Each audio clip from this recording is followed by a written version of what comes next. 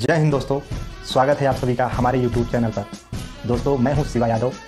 आज मैं एक कहानी लेकर, एक फौजी की कहानी लेकर हाजिर हूं आप सभी को याद दिलाने के लिए कि फौजी भाई हमारे देश के लिए कितना महान कार्य करते हैं, वो किस तरह लड़ते हैं, कैसे वो अपने देश के प्रति अपनी जान को निछावर करते हैं, अपनी जान की बलिदान देते हैं।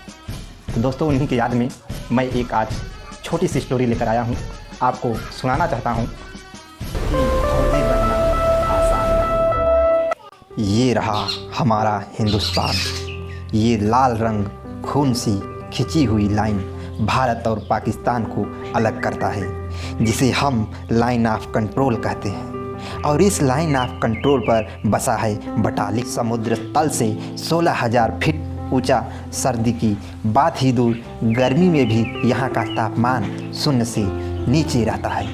शायद यह जगह कुदरत ने खुद के लिए बनाई हो। यहाँ इंसान तो क्या, परिंदे भी अपना बसेरा नहीं बनाते, लेकिन देशवासियों के बसेरे सही सलामत रहे, इसलिए हमारे फौजी यहाँ 12 महीने रहकर और दिन रात जागकर सरहद की हिफाजत करते हैं। ये जान देने से नहीं डरते हैं, ये जान लेने से नहीं घबराते हैं, क्योंकि इनका एक ही मकसद है, सरहद की निगरानी करना और हिफाजत करना उस माँ की जिसके ये लाल है। तो दोस्तों, कहानी की ओर बढ़ने से पहले आप सभी को मैं एक थोड़ा सा चंद 2 लाइनें सुनाना चाहता हूँ कि खून से खेलेंगे होली, कर वतन मुश्किल में, खून से खेलेंगे होली, कर वतन मुश्किल में है, सरफरोशी की तमन्ना अब हमारे दिल में है। तो दोस्तों, तो चलिए हम चलते हैं स्टोरी की तरफ। तो दोस्तों, कहानी में कुछ ऐसा है कि 3 दोस्त हैं। 3 दोस्त आपस में बातचीत कर रहे हैं, उनका रिज़ल्ट आया हुआ है, वो कक्षा 12वीं का एग्ज़ाम देकर आए हुए हैं, सभी उनका रिज़ल्ट आया हुआ है, सब आपस में पूछ रहे हैं। एक नाम है शिवा, दूसरे का नाम संदीप, तीसरे का नाम है रविशंकर। तो शिवा रविशंकर से पूछता है, भाई तूने कितना परसेंट पाया? तो उसने बोला, मैं भाई 75% पाया। फिर आगे बात बढ़ती है, उसने पूछा संदीप से, शिवा ने संदीप से पूछा, भाई तूने कितना परसेंट पाया? तो उसने बोलता है कि भाई मैं तो 80% पाया। तो फिर क्या होता है, रविशंकर ने पूछता है शिवा से, भाई आप बताइए आपने कितना परसेंट पाया? तो शिवा बोलता है कि मैं केवल 70% पाया। फिर शिवा ने पूछता है रविशंकर से, भाई आप आगे की तैयारी क्या करना चाहते हो? तो रविशंकर ने बोला कि मैं डॉक्टर बनना चाहता हूँ। तो शिवा ने पूछा क्यों? तो उसने बताया कि भाई मेरे घर वालों की भी इच्छा है और मेरी भी इच्छा है। तो शिवा ने बोला, ओके ठीक है, तू भाई डॉक्टर बन। फिर आगे बात बढ़ती है, वो शिवा संदीप से पूछता है, भाई तेरी क्या तैयारी है, आप आगे क्या करना चाहते हो संदीप भाई? तो उसने बोला, संदीप बोलता है, भाई मैं तो इंजीनियर बनना चाहता हूँ। तो उसने बोला, भाई इंजीनियर? हाँ। कहे ओके ठीक है, आप इंजीनियर बनिए। तो सभी बात कर रहे थे, तो क्या होता है, संदीप बोलता है, भाई हम सभी से तो आपने पूछ लिया कि आप लाइफ में क्या करना चाहते हो, आप क्या बनना चाहते हो, लेकिन आप अपनी बात नहीं बता रहे हो, आप क्या करना चाहते हो? तो शिवा बड़े गर्व के साथ कहता है कि मैं आर्मी की तैयारी करना चाहता हूँ। तो वो झटके से बोलता है संदीप, भाई क्यों? तो रविशंकर बोलता है शिवा से, भाई तू क्यों अच्छी खासी लाइफ को हमेशा के लिए मौत के मुंह में ढकेलना चाहता है? लाइफ तुम्हारी कहाँ द एंड हो जाएगी कुछ पता नहीं। तो शिवा बोलता है, लाइफ किसी की भी, कहीं भी, कैसे भी, कहाँ ख़त्म हो जाएगी ये किसी को भी पता नहीं। होता क्या है आगे? संदीप भी पूछ लेता है, भाई आप सांप के बिल में अपना हाथ क्यों डाल रहे हो? तो बड़े गर्व के साथ कहते हुए शिवा बोलता है, मैंने तो ठान ही लिया है कि अब सांप को बिल से बाहर निकाल कर उसका मुंह कुचलने का। और रही बात सांप को बिल से बाहर निकालने की, ये तो हमारे इंडियन आर्मी को बहुत ही अच्छी तरीके से पता है।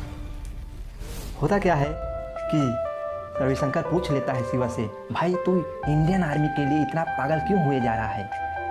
तो शिवा बोलता है, भाई इंडियन आर्मी पागलपन के साथ साथ मेरा नशा बन गया है। इतने में संदीप भी बगल में बैठा रहता है, सुनता रहता है, पूछ लेता है, भाई तू कुछ भी कर ले लेकिन ये इंडियन आर्मी का सपना छोड़ ही दे। इतने में एकदम गर्व के साथ, जोश के साथ वो बोलता है शिवा कि मेरे सांसें लेना छोड़ सकता हूँ, कि मैं सांसें लेना छोड़ सकता हूँ लेकिन इंडियन आर्मी नहीं। इतने में रविशंकर शिवा की तरफ बड़े हड़बड़ाहट के साथ, तू पागल हो गया है? हाँ, शिवा बोलता है, हाँ वर्दी के लिए। इतने में संदीप पूछता है, अरे भाई लेकिन क्यों? तो शिवा बोलता है, मैं भारत माता की सेवा करना चाहता हूँ, जिस व्यक्ति में मैंने जन्म लिया है उसका कर्ज उतारना चाहता हूँ, मैं इस मातृभूमि का फर्ज निभाना चाहता हूँ, मैं अपने राष्ट्र का सेवा करना चाहता हूँ ताकि लोग अपने घरों में चैन से, सुकून से, चैनो सुकून सांस ले सके। इतने में रविशंकर शिवा से पूछता है, भाई क्या डॉक्टर देश की सेवा नहीं करते हैं? इतने में शिवा बोलता है, करते हैं, क्यों नहीं करते हैं? कौन बोला कि देश की सेवा नहीं करते हैं? अरे जब दिसंबर 2019 में कोरोना महामारी आई चीन से भारत में, तब उस समय आप जैसे भगवान समान, देवता समान डॉक्टर ही तो अपने जान की परवाह न करते हुए लोगों की सेवा की दिन रात, तभी तो आप लोगों को लोग देवता की समानता देते हैं, आपको देवता तुल्य मानते हैं। इतने में संदीप भी पूछता है, भाई क्या इंजीनियर देश के लिए कुछ भी नहीं करता है? इतने में शिवा बोलता है, क्यों नहीं करता है?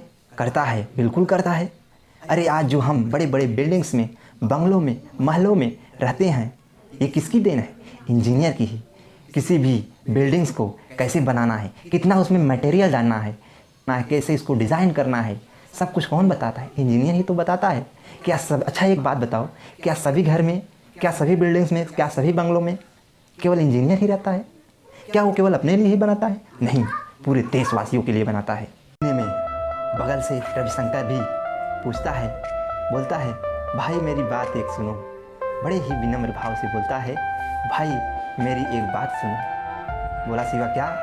भाई हम लोग तो अपने फैमिली के साथ रहकर फैमिली का सुख भोगेंगे और तुम?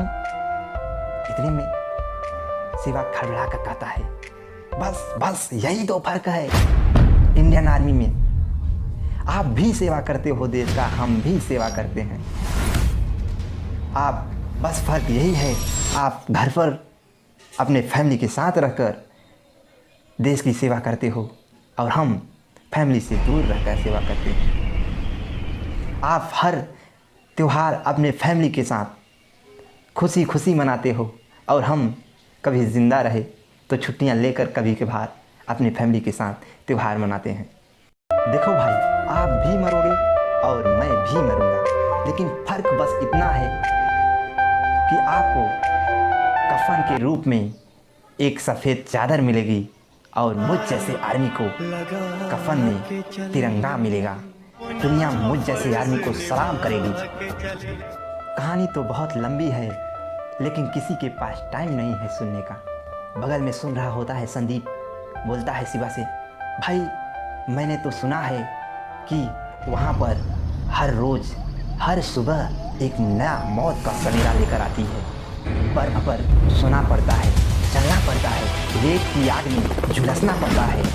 अरे कभी कभी तो पानी भी नसीब नहीं होता है, खाने की तो बात छोड़ो। वहाँ हर सवेरा एक मौत का सवेरा होता है। ऐसे इंडियन आर्मी को मैं सलाम करता हूँ। तीनों बोलते हैं एकजुट होकर, हम भारतवासियों का, हमारे देश की आन बान शान, ऐसे इंडियन आर्मी को सलाम। जय हिंद, जय भारत, वंदे मातरम। तो दोस्तों, इस तरह कहानी से हमें एक सीख मिलती है कि इंडियन आर्मी हमारे भारत देश के लिए कितने महत्वपूर्ण हैं, कितना दुख तकलीफ सहकर बॉर्डर पर दिन रात जागकर हमारे देश की रक्षा करते हैं ताकि हम चैन और सुकून की सांस ले सकें, स्वतंत्रता का अनुभव कर सकें। इसी इंडियन आर्मी की जो देन है आज जो हम बहुत ही प्यार से हर जगह आ जाते हैं, चले जाते हैं, यात्रा कर लेते हैं, कोई डर नहीं है। तो ऐसे आर्मी के लिए एक सलाम तो जरूर बनता है, एक लाइक तो जरूर बनता है। तो दोस्तों कुछ मैं शायरी के माध्यम से ऐसे इंडियन आर्मी को सलाम करना चाहता हूँ। आओ झुककर करे सलाम जिनका ये मुकाम आता है। बड़े खुशनसीब हैं वो लोग, अरे बड़े खुशनसीब हैं वो लोग जिनका लहू वतन के काम आता है, जिनका लहू वतन के काम आता है। वतन वालों वतन ना बेच देना, ये धरती ये चमन ना बेच देना।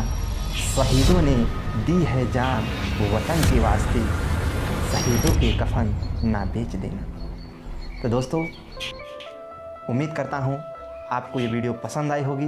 वीडियो पसंद आई हो तो वीडियो को लाइक करें, शेयर करें और कमेंट करके हमें ज़रूर बताएं। और कमेंट में जय हिंद लिखना न भूलें। अगर आप जय हिंद लिखेंगे तो हमको बहुत अच्छा लगेगा कि आपको देश से बहुत प्यार है। तो दोस्तों मिलते हैं नेक्स्ट वीडियो में, तो तब तक के लिए